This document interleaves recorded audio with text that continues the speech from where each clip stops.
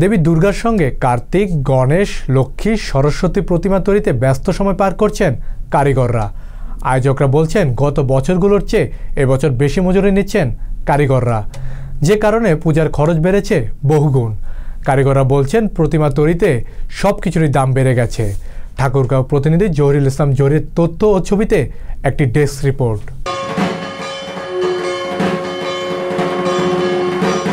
শরতের সোনাঝরা রোদ্দুর ও কাশফুলের শুভ্রতায় দেবী দুর্গার আগমন ঘিরে বাঙালি সনাতন ধর্মাবলম্বীদের মধ্যে বিরাজ করছে উৎসবের আমেজ।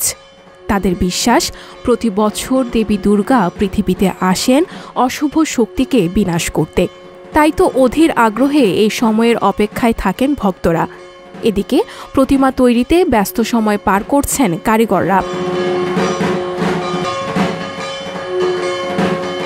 ঠাকুরগাঁও শহরের হলপাড়া, গোবিন্দনগর রোড, ফাড়াবাড়ি, আকচাসহ বিভিন্ন পূজা মণ্ডপ ঘুরে দেখা যায় প্রতিমা কারিগররা পার করছেন ব্যস্ত সময়। মন্দিরগুলোতে প্রতিমা বানানোর কাজ প্রায় শেষ পর্যায়ে, শুধু বাকি রং তুলির আঁচড়।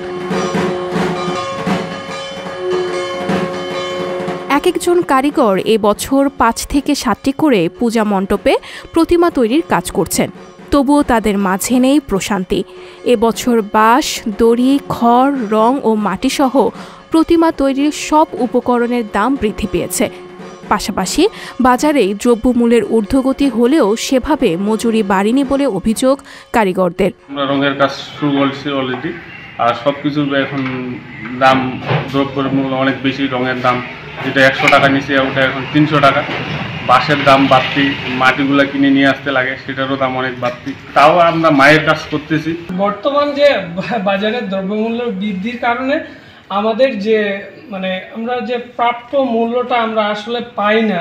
৮-১০টা ৬-৭টা করে প্রতিমা বানাইতাম, এতে আমার শ্রমিক লাগায়। এখন বর্তমান শ্রমিকের মজুরি, শ্রমিকদের খাওয়া দাওয়া দিতে অনেক খরচা হয়ে যায়। এই জন্য খুব বেশি একটা লাভবান হওয়া যাচ্ছে না, এই জন্য আমি কাজ কমাই নিয়েছি এবার। পূজা উদযাপন পরিষদের তথ্য মতে ঠাকুরগাঁয়ে বালিয়াডাঙ্গি ৬৩টি, রানী শঙ্কৈলে ৫৬টি, পীরগঞ্জে ১১৯টি, হরিপুরে ২৭টি ও সদর উপজেলায় ২১৩টি সহ মোট ৫টি উপজেলায় ৪৭৮টি পূজা মণ্ডপ রয়েছে।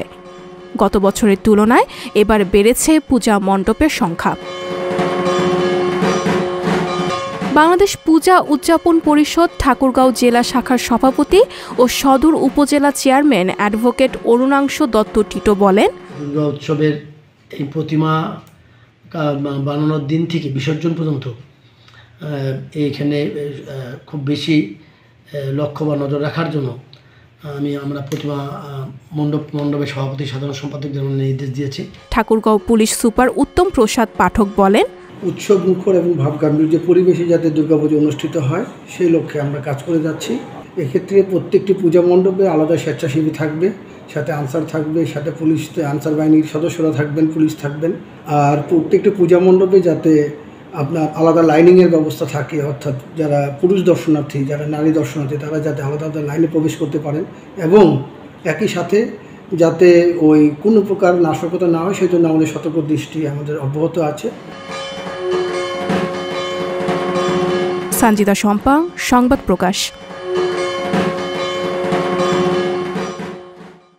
সংবাদ, ফিচার ও অনুষ্ঠানের জন্য ভিজিট করুন সংবাদ প্রকাশের ওয়েবসাইট এবং যুক্ত থাকুন ফেসবুক পেজ ও ইউটিউব চ্যানেলের সঙ্গে।